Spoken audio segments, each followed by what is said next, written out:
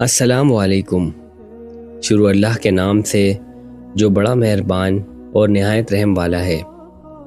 عرب کی سرزمین میں ایک جگہ ہے جسے وادی نخلا کہا جاتا ہے۔ یہ وادی مکہ مکرمہ اور طائف کے درمیان واقع ہے۔ بلند و بالا پہاڑوں کے درمیان گھری ہوئی یہ وادی کھجور کے درختوں اور گھنے جنگلات کی وجہ سے مشہور تھی۔ پرانے عرب لوگ اسے ایک پراسرار مقام سمجھتے تھے، کیونکہ یہاں اکثر ایسے واقعات پیش آتے جو انسانی عقل کو حیران کر دیتے۔ اسی وادی میں ایک ایسا عظیم واقعہ پیش آیا جس نے اسلام کی تاریخ میں ایک اہم موڑ پیدا کر دیا۔ یہ واقعہ اس وقت کا ہے جب نبی کریم صلی اللہ علیہ وسلم کو مکہ میں کفار قریش نے سخت ستانا شروع کر دیا۔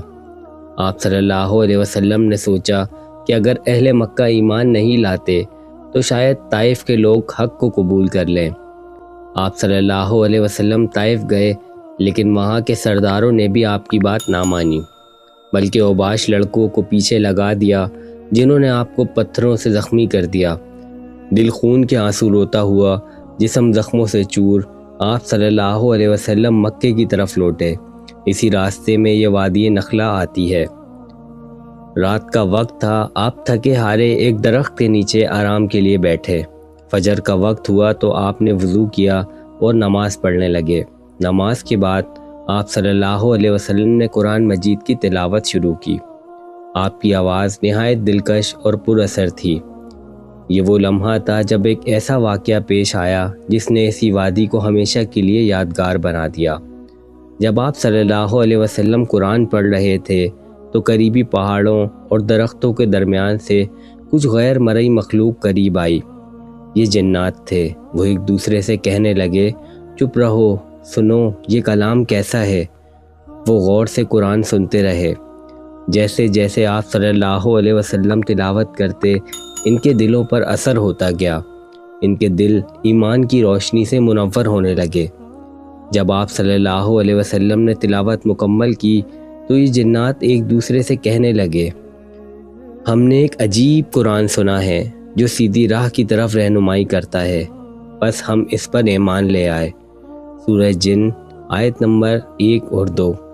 یہ جنات فوراً اپنی قوم کے پاس واپس گئے اور جا کر کہا، اے ہماری قوم کے لوگوں، ہم نے ایک ایسا کلام سنا ہے جو موسیٰ کے بعد نازل ہوا ہے۔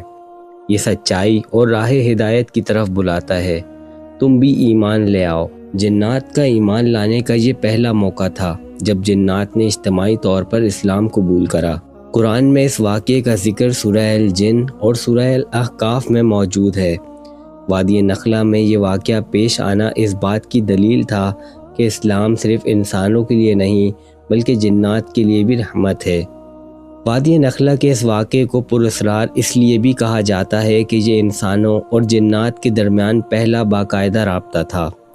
اس رات درختوں کے درمیان عجیب سی سرسراہٹ محسوس ہوتی، ہوا ایک خاص خوشبو لیے ہوئے چلتی اور ایسا لگتا جیسے کائنات بھی قرآن کی تلاوت سن رہی ہو۔ بعد میں بھی یہ وادی کئی بار اسی وجہ سے یاد کی گئی کہ یہ جگہ ایمان کی روشنی سے جگمگائی تھی۔ اس واقعے سے ہمیں یہ سبق ملتا ہے کہ قرآن کا پیغام ہر اس مخلوق کے لیے ہے جو عقل رکھتی ہے۔ یہ بھی سبق ملتا ہے کہ اللہ کی مدد ایسے وقت میں آتی ہے جب بندہ مایوس ہونے لگتا ہے۔ نبی اکرم صلی اللہ علیہ وسلم طائف سے زخموں کے ساتھ لوٹ رہے تھے، لیکن اسی حالت میں اللہ نے آپ کو یہ خوشخبری دی کہ نہ صرف زمین پہ بلکہ زمین کے نیچے اور اوپر کی مخلوقات بھی آپ کے پیغام کو قبول کر رہی ہیں۔ جنات کے ایمان لانے کے بعد وہ اپنی قوم میں واپس گئے اور انہیں بھی اسلام کی دعوت دی۔ یہ واقعہ نہ صرف قرآن میں مذکور ہے بلکہ صحیح احادیث میں بھی اس کی تفصیلات ملتی ہیں، لہٰذا اس واقعے کی حقیقت پر کوئی شک نہیں۔ ایک بار سبحان اللہ کہہ کر اس ویڈیو کو آگے بھی شیئر کیجیے تاکہ یہ واقعہ مزید لوگوں تک پہنچ سکے، اور مزید اس طرح کی ویڈیوز کے لیے میرے چینل سنا ہے کو لازمی سبسکرائب اور فالو کر لیجیے تاکہ ہر نئی آنے والی ویڈیوز پہنچ سکیں آپ تک سب سے پہلے۔ جزاک اللہ۔